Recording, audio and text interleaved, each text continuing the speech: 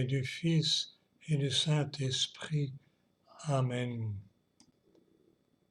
Deuxième vidéo, je dois être le sourire du Père.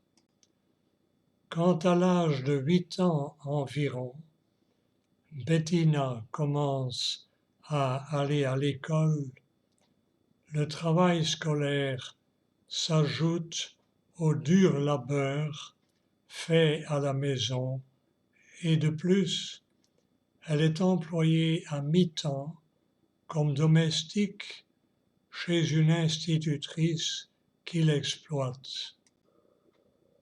Elle n'a plus une minute pour étudier, ce qui l'amène à cet humble constat. Le jour des examens, toutes mes camarades de classe furent reçues, mais pas moi. Quelle peine!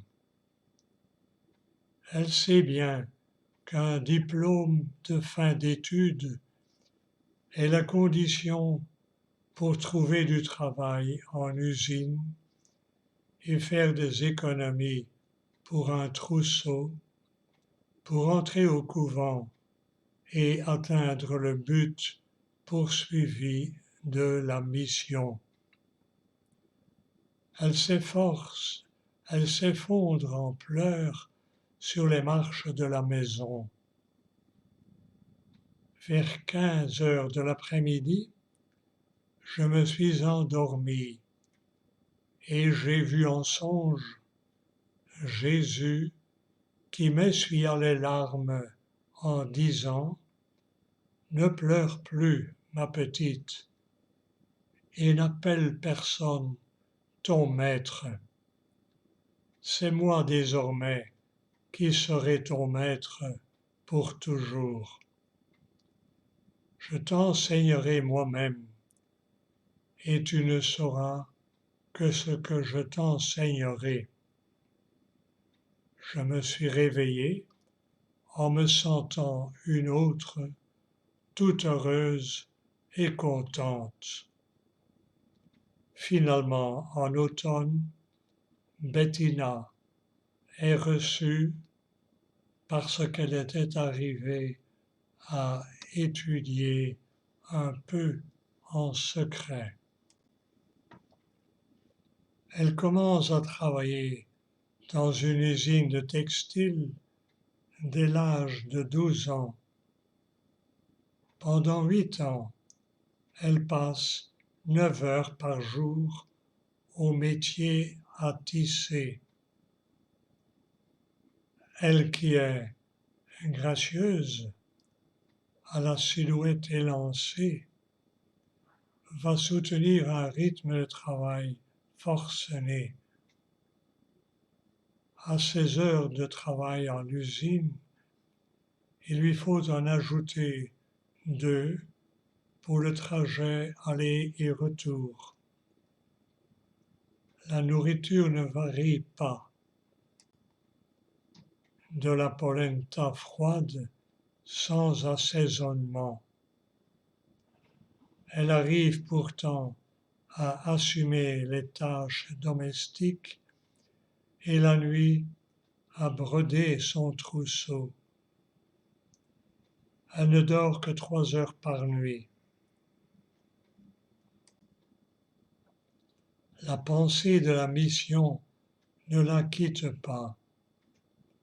Et dès cette époque, elle a une profonde vie intérieure qu'elle bâtit à partir d'un précepte aussi beau que simple.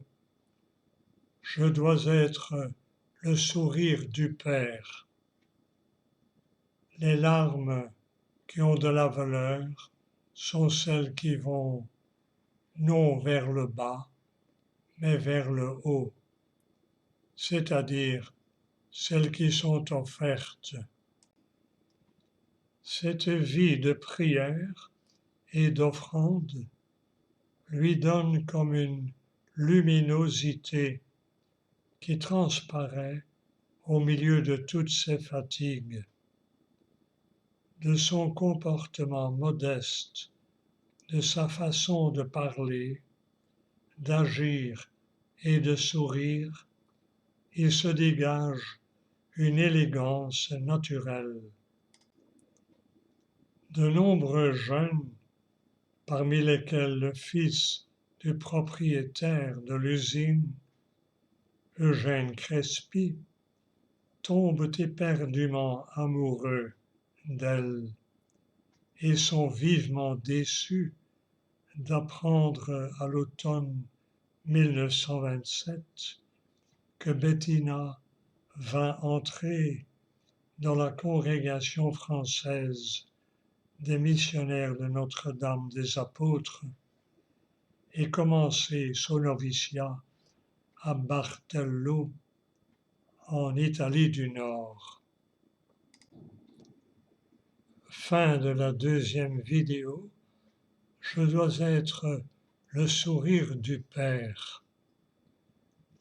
Au nom du Père et du Fils et du Saint-Esprit. Amen. I believe in God our Father, I believe in Christ the Son.